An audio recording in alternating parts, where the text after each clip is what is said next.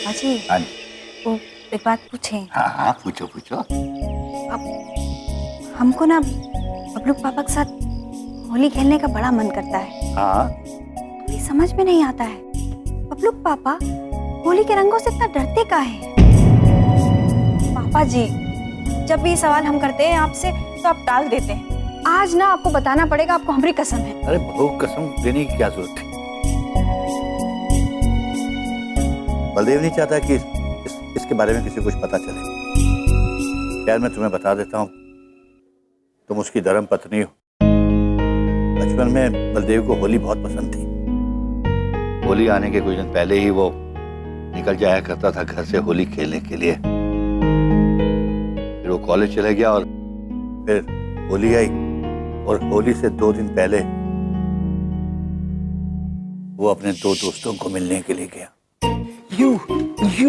अयो बेबी, चल भाई बकरा आ गया, काला रंग निकाल। चल चल।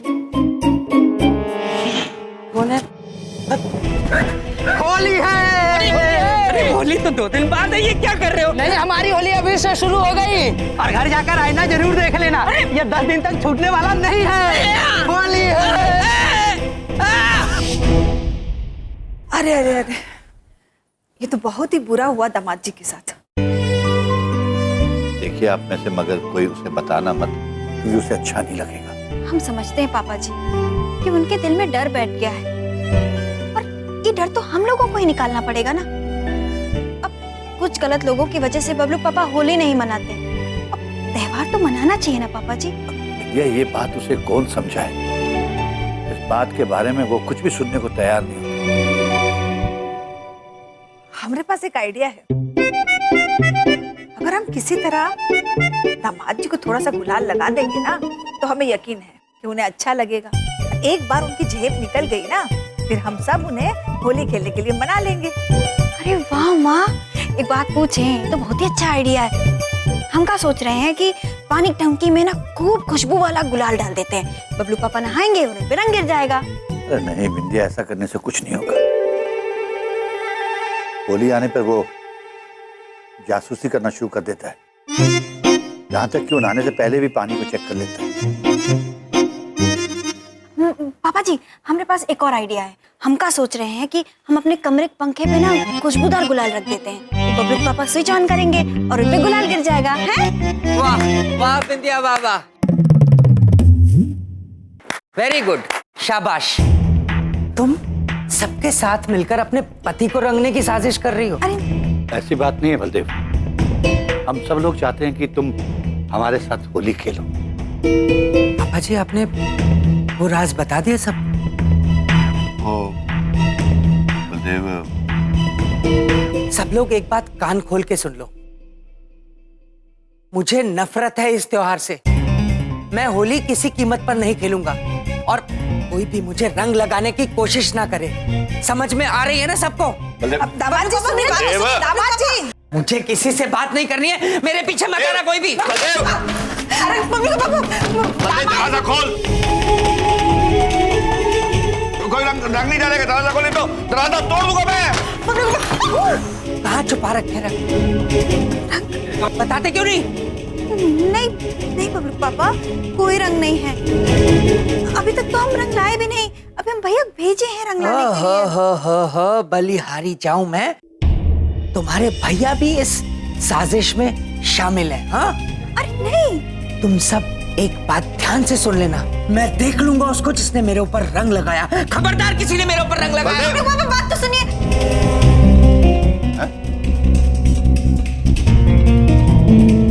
हाँ,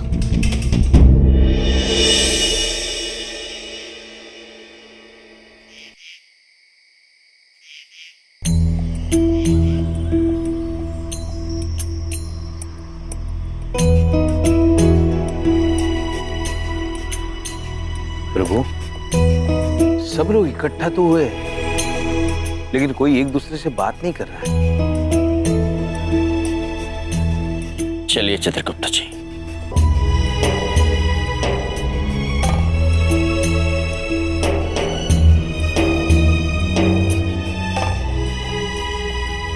प्रणाम। ये हमारी आप सभी के साथ ये पहली होली है और हम अत्यंत प्रसन्न हैं कि हमारे बुलाने पर आप होलिका दहन पर आए हैं। यम भाई, होली तो हम किसी के साथ खेलेंगे नहीं और होली जलाना हमारी प्रथा है, इस वास्ते हम आए। वैसा है भाई, जो भी करना है जल्दी करो। किसी को जलानी है होली या मैं जलाऊं? नहीं बबलूक पापा, क्या बात है? आज होलिका दहन वही करेगा जो इस प्रथा का महत्व जानता हो, जिसे पता हो ये दहन होता क्यों है। ओ महतब शतब क्या होना है मालको, छोटी होली है, ऐसी आग शाग जला के पहले पूजा करते हैं, फिर डांस वांस कर लेते हैं, थोड़ी एंटरटेनमेंट हो जाती है, बन जाती है छोटी होली, काल खत्म। इसमें क्या है? मान गई छोटी होली, पता ना सता आ जाते हैं घर से। अरे भाई साहब, इसके पीछे बहुत गहरी कथा है और उसका हीरो है प्रहलाद। प्रहलाद और उसके पिताजी की बनती थी, झगड़ा रहता था उनमें और उसके कारण ही ये कुछ होली वाली जलाई जाती है। मैंने बहुत पहले पढ़ी थी बचपन में कहानी, ये भूल गया मैं, पता है बाकी मैंने। हाथ में पूजा की थाली है, झूठ नहीं बोलेंगे। इस प्रथा का ज्ञान हमें भली भांति पता है। होली इसलिए मनाई जाती है क्योंकि आज के दिन होली का दहन हुआ था, है क्यों दादाजी? हाँ पंडित जी, बिल्कुल सही कह रहे हैं आप। तो ठीक है, हम होली का दहन करते हैं, चलिए। नहीं पंडित जी, आप इसकी कहानी अवश्य जानते होंगे, किंतु इसका अर्थ, इसकी भावना आप समझे नहीं। यदि समझते तो जो सुबह आपने किया है वो नहीं करते। अरे तुम कहना क्या चाहते हो यम जी? हाँ, कौन जलाएगा होली फिर? हाँ, आप ही सब जलाएंगे, तो फिर किंतु उससे पहले हम आपको इसका अर्थ समझाना चाहेंगे। अरे बाप रे, साईं इतनी रात को बड़ी तुम ज्ञान बांटेगा क्या हमको बाबा? नहीं पुत्र, हम आप सभी को कुछ दिखाना चाहते हैं।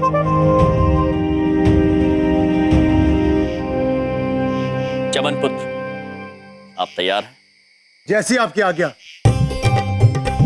श्रीदेवी जी, उधर चलो। Let's go.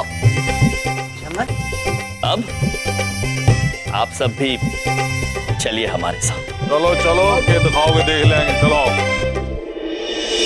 भाई, उस नौटंकी वाले का पता चल गया। यमराज नाम है उसका, यहीं रहता है चंद्रपुरी में। ठीक है, आज उसको सबक सिखाने का दिन है। हॉकी उठा और चलो गाड़ी में बैठो।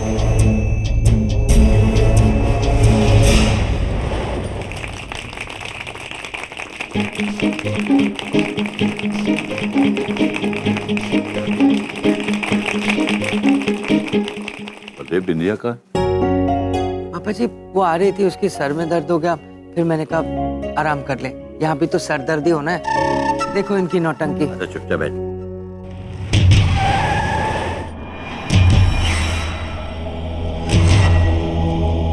प्रणाम चंद्रपुरी वासियों। कहते हैं संसार में जो सबसे बड़ी शक्ति है वो सच्चे दिल से की गई ईश्वर की भक्ति है।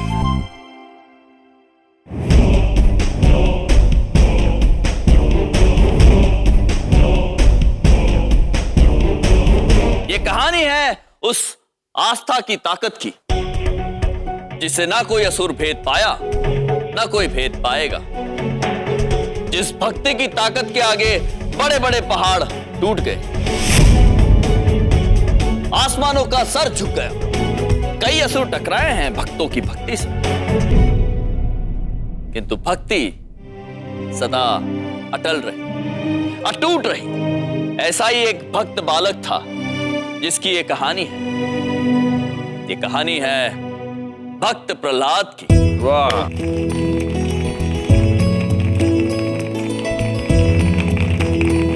प्रहलाद की अटूट भक्ति को तोड़ने का संकल्प लेने वाले और कोई नहीं, स्वयं उनके पिताजी थे। असुरों के असुर, खूंखार, महाशक्तिशाली राजा हिरण्यकश्यप।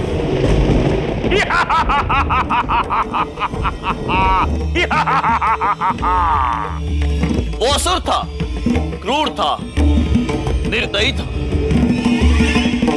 ब्रह्मा जी के वरदान का उसे बड़ा घमंड था। मैं हूँ राजा हिरण्यकश्यप। चित्रगुप्त। ना मुझे कोई दिन में मार सकता है, ना रात में, ना कोई शस्त्र से मार सकता है, ना कोई अस्त्र से, ना मुझे कोई पृथ्वी पर मार सकता है, ना आकाश में, ना पाताल में। मैं अमर हूँ।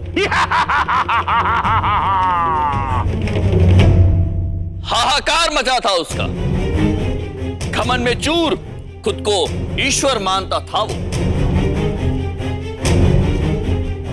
और नफरत करता था प्रभु विष्णु से। मैं ईश्वर हूँ, मुझे पूजो।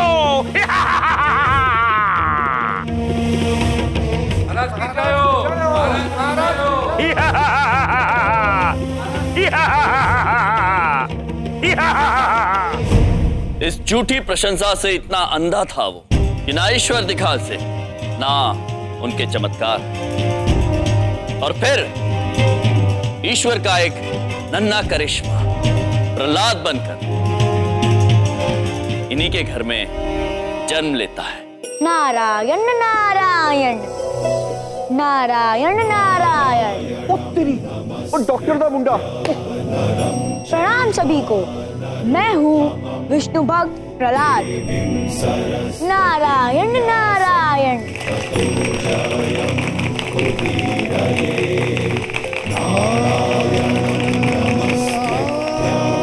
चेहरे पर एक अटल सौम्य मुस्कुराहट। नारायण नारायण। उसकी भक्ति में भगवान विष्णु का तेज था।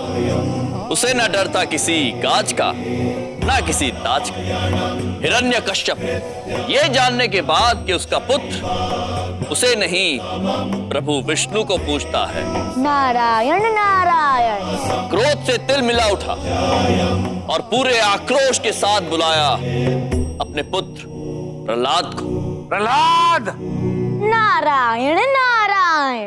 जब तुम्हारे भगवान स्वयं तुम्हारे सामने खड़े हैं, तो किसी और को पूजने की क्या जरूरत है? मैं क्षमा चाहता हूँ पिताजी, आप मेरे पूज्य पिताजी अवश्य हैं, पर भगवान नहीं। पिता ईश्वर तुल्य होते हैं, ईश्वर नहीं। ईश्वर तो सिर्फ एक है, प्रभु विष्णु। नारायण नारायण। प्रहलाद, तुम्हारी इस अशिष्टता के लिए मैं तुम्हारे प्राण ले सकता हूँ। नहीं पिताजी, आप प्राण लेने का प्रयत्न अवश्य कर सकते हैं, लेकिन ये प्राण आपके या मेरे नहीं, प्रभु विष्णु के हैं। इन प्राणों को हरना या बचाना सिर्फ और सिर्फ प्रभु के हाथ में है। नारायण नारायण। बंद करो ये नारायण नारायण का जाप। नारायण नारायण। प्रहलाद, नारायण नारायण। प्रहलाद, नारायण नारायण। प्रहलाद।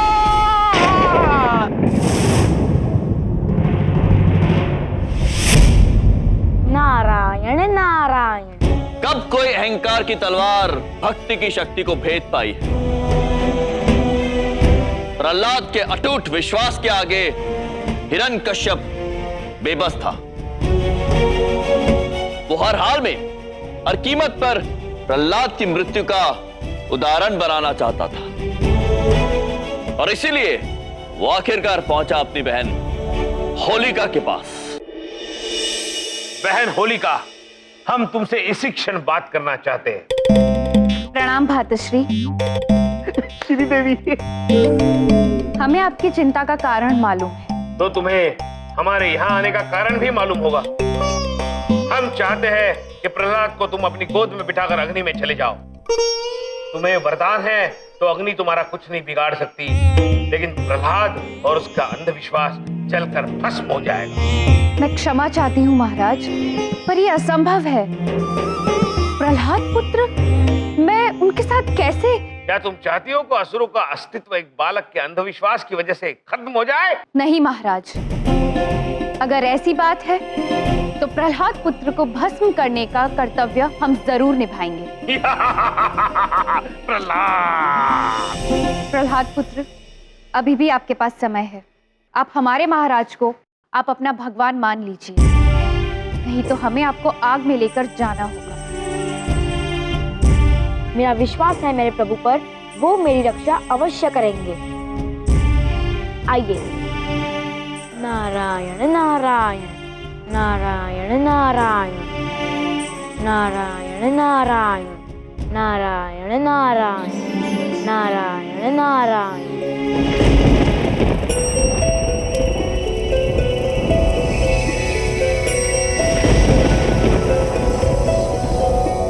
नारायणं नमस्कृत्य नरं चैव नरोत्तमं देवीं सरस्वतीं व्यासं ततो जयम् उदीरये। नारायणं नमस्कृत्य। हम आ गए प्रहलाद। नरोत्तमं देवीं सरस्वतीं व्यासं ततो जयम्। अब आपको किसी से भयभीत होने की कोई आवश्यकता नहीं। प्रणाम प्रभु, आपके दर्शन पाके तो मैं धन्य हो गया।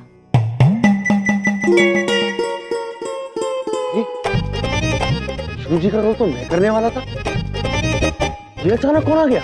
आप हमारे सबसे परम भक्त हैं प्रहलाद। आप उदाहरण हैं इस बात की कि ईश्वर में सच्ची भक्ति हो, सच्ची श्रद्धा, तो मनुष्य किसी भी बुराई से बेझिझक लड़ सकता है। कुछ भी बोलो, काम अच्छा कर रहा है। आपके ये अटूट विश्वास की जीत मानव जाति बुराई पर अच्छाई की जीत के रूप में युगों तक पर्व की तरह मनाते रहे। आपकी ये भक्ति, ये अटूट प्रेम और श्रद्धा इस पावन पर्व के नाम पर अमर रहेगी प्रहलाद, युगों युगों तक।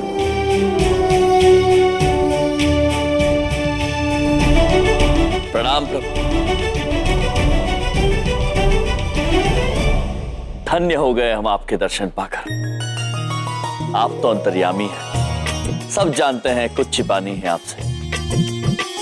इस पर्व के उपलक्ष्य पर इन मनुष्यों को थोड़ा ज्ञान दे दीजिए। ये पर्व प्रेम और भक्ति की जीत का दिन, अहंकार की जीत का नहीं। इस दिन अगर आप अहंकार में पड़कर लड़ेंगे तो ईश्वर का अनादर करेंगे।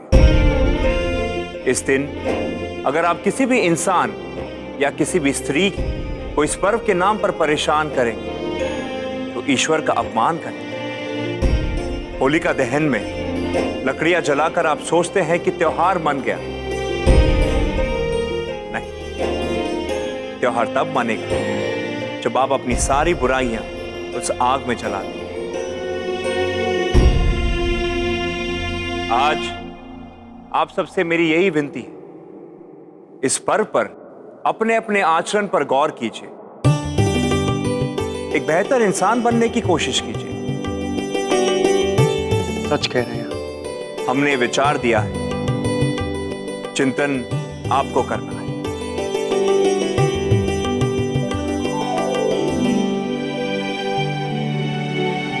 चलिए, होलिका दहन का समय हो गया। धन्यवाद प्रभु।